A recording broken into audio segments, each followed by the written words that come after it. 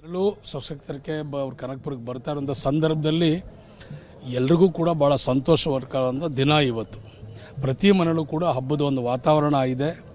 So ಎಲ್ಲರೂ ಭಾಳ ಸಂತೋಷವಾಗಿ ಅವರನ್ನು ಮುಖ್ಯಮಂತ್ರಿ ಆಗಿ ನಾವೆಲ್ಲರೂ ಕೂಡ ನೋಡಬೇಕಂತೇಳಿ ನಾವೆಲ್ಲ ಕನಸು ಕಾಣದಂಥ ದಿನ ಇವತ್ತು ನೆರವೇರಿಸಿದ್ದಾರೆ ಭಗವಂತ ಅಂಥೇಳಿ ಇವತ್ತು ನಾವು ಇದಕ್ಕೆ ಸ್ವಾಗತ ಕೋರಲಿಕ್ಕೆ ನಾವೆಲ್ಲ ಕಾಯ್ತಾ ಇದ್ದೀವಿ. ಏನು ಕೆಲವು ನಿಮಿಷಗಳು ಬರ್ತಾರೆ ಸರ್, ಹೇಗೆ ತಯಾರಿ ಮಾಡ್ಕೊಂಡಿದ್ದೀರಿ, ಹೇಗೆಲ್ಲ ಇರುತ್ತೆ ಸರ್ ಸ್ವಾಗತ? ಯಾಕಂದರೆ ಇಲ್ಲಿ ಬಂದಂಥ ಸಂದರ್ಭದಲ್ಲಿ ಎಲ್ಲರೂ ಕೂಡ ಹಬ್ಬ ಮಾಡೋ ರೀತಿಯಲ್ಲಿ ಮಾಡ್ತಾ ಇದ್ದಾರೆ. ನೋಡಿ, ಒಬ್ಬ ಜಿಲ್ಲೆಯ ಮಗ, ಈ ಮಣ್ಣಿನ ಮಗ, ನಮ್ಮ ಕನಸು ಈಡೇರಿದೆಯಲ್ಲ, ಅದೇ ಒಂದು ದೊಡ್ಡ ಹಬ್ಬ ಅಲ್ವಾ. ಸೊ ನಂದು ಒಬ್ಬಂದಲ್ಲ, ಇಡೀ ಜಿಲ್ಲೆ ಜನ ಎಲ್ಲರೂ ಕೂಡ ಇವತ್ತು ಸಂತೋಷನ ವ್ಯಕ್ತಪಡಲಿಕ್ಕೆ. ನಿಮಗೆ ಗೊತ್ತಿಲ್ಲ, ಇಲ್ಲಿ ಕಾಂಗ್ರೆಸ್ ಒಬ್ಬ ಶಾಸಕನೇ ಆಗಿ 55 ವರ್ಷ ಆಗಿದೆ. ಅಪ್ಪಾಜಿಗೌಡರು ಆದಮೇಲೆ ಇಲ್ಲಿ ಯಾರೂ ಕೂಡ ಒಬ್ಬ ಕಾಂಗ್ರೆಸ್ ಪಕ್ಷದ ಶಾಸಕರಾಗಲಿಲ್ಲ. 55 ವರ್ಷ ಆಯಿತು.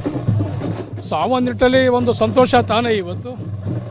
ಸಹಜವಾಗಿ ಸರ್, ನಮ್ಮ ಮನೆಯ ಮಗ CM ಆದಂಥ ಸಂದರ್ಭದಲ್ಲಿ ಎಲ್ಲರಿಗೂ ಸಂತೋಷ ಇರುತ್ತೆ. ಅದ್ರ ಜೊತೆಗೆ ನಾನು 8 ಬಾರಿ ಇಲ್ಲಿ ಶಾಸಕನಾಗಿದ್ದೀನಿ, ನಿಮಗೆ ನಾನು ಕೃತಜ್ಞತೆ ಸಮರ್ಪಣೆ ಮಾಡೋದಕ್ಕೋಸ್ಕರ ಬರ್ತಾ ಇದ್ದೀನಿ ಅಂತೇಳಿ DK ಶಿವಕುಮಾರ್ ಅವರು ಇವತ್ತು ಬರ್ತಾ ಇದ್ದಾರೆ.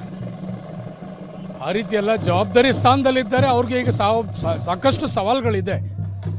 ಮುಖ್ಯಮಂತ್ರಿಯವರಿಗೆ ಸಾಕಷ್ಟು ಸವಾಲುಗಳಿದೆ. ಚುನಾವಣೆಗಳು ಬರ್ತಾ ಇದೆ, ಅಭಿವೃದ್ಧಿ ಕೆಲಸಗಳು ಆಗಬೇಕಾಗಿದೆ, ಎಲ್ರಿಗೂ ಜೊತೆಲಿ ಕರ್ಕೊಂಡು ಹೋಗ್ಬೇಕಾಗಿದೆ. ಇಂಥ ಸಂದರ್ಭದಲ್ಲಿ ನಾವೆಲ್ಲರೂ ಕೂಡ ಅವ್ರಿಗೆ ಶಕ್ತಿ ಕೊಡುವಂಥ ಕೆಲಸ ನಾವು ಮಾಡಬೇಕಾಗ್ತದೆ. ಇಷ್ಟು ಕೂಡ ಶಾಸಕ ಇಕ್ಬಾಲ್ ಹುಸೇನ್ ಅವರ ಮಾತುಗಳು. ಕ್ಯಾಮ್ರಾ ಪರ್ಸನ್ ಶರಣು ಜೊತೆ ಪ್ರಶಾಂತ್ TV9 ರಾಮನಗರ. ಹಾರೋಹಳ್ಳಿಯಲ್ಲಿ DK ಸ್ವಾಗತಕ್ಕೆ ಅಭಿಮಾನಿಗಳು ಕಾದು ನಿಂತಿದ್ದಾರೆ. ಕಲಾ ತಂಡಗಳು ಸಜ್ಜಾಗಿವೆ.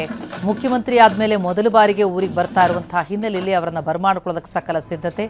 ಅಲ್ಲಿವರೆಗೂ ಮೆಟ್ರೋದಲ್ಲಿ ಪ್ರಯಾಣಿಸ್ತಾ ಇರುವಂತಹ CM ಅಲ್ಲಿ ಜನರೊಂದಿಗೆ ಮಾತುಕತೆ ನಡೆಸಿರೋ ದೃಶ್ಯ ನೋಡ್ತಾ ಇದೀವಿ.